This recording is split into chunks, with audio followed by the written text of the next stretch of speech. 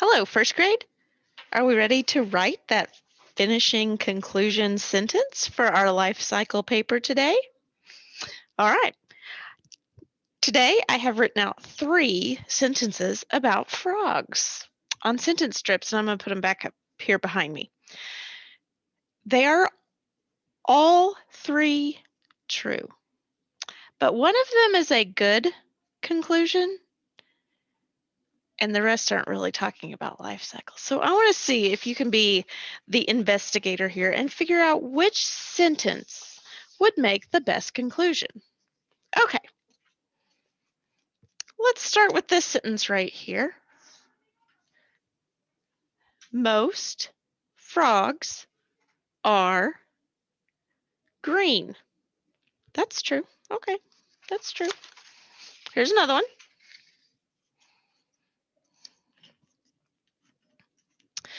Frogs change a lot as they grow. All right, we learned that this week, didn't we? Yeah. How about this one? Frogs eat insects.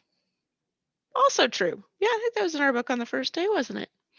What are we writing about? Life cycles of a frog. So on your details that you wrote yesterday, you probably have something about eggs.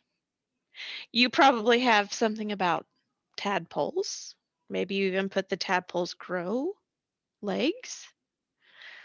And you probably have something about an adult frog. So which one of these conclusions talks about tadpoles, eggs, a big frog? It's this one right here, isn't it? Frogs change a lot as they grow. Because my conclusion needs to be something that is about all my details put together. If I talk about eggs and tadpoles and big frogs, well, some are green, but I don't know, tadpoles are black with all the ones I've had. So that doesn't really go. Frogs eat insects? Did any of our details talk about eating? What frogs eat? No. Now, if we were writing a paper that was just talking about frog characteristics, if we were telling somebody all about where frogs live and what they do and what they eat, then we might put that one in there, but not for our life cycle paper. All right. I want to see your conclusion. Last sentence today.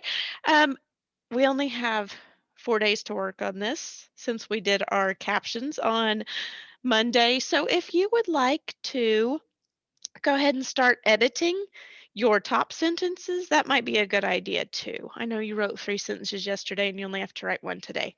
So go back through. What are we checking for? Oh, let's see if you remember. I'm gonna mark this one up so you'll remember on your paper. We're checking for this. 1, 2, 3. 1, 2, 3. Make sure you have capital letters.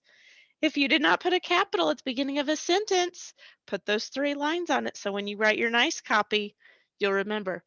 How about this? Did you make sure you have spaces? If you forgot a space, here, a lot. That is 2 words. Some kids write it as 1 word, but it's really 2 words. Remember to put a space in there. If I have some words that I want to ask a grown-up about spelling. Change is kind of a hard word to spell. I could circle it and put SP question mark and say, Mom, did I spell that word right? And then there's one more thing I'm looking for at the end.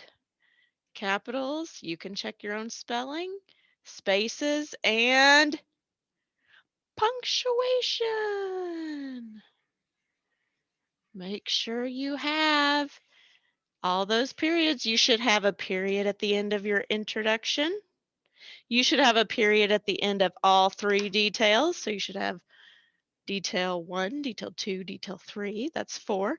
And then today you wrote one more sentence, so you should see 5 periods on your paper. Got it? Okay. Conclusion, capitals, spaces, periods, and spelling questions if you have them. All right, tomorrow I want to see the finished product.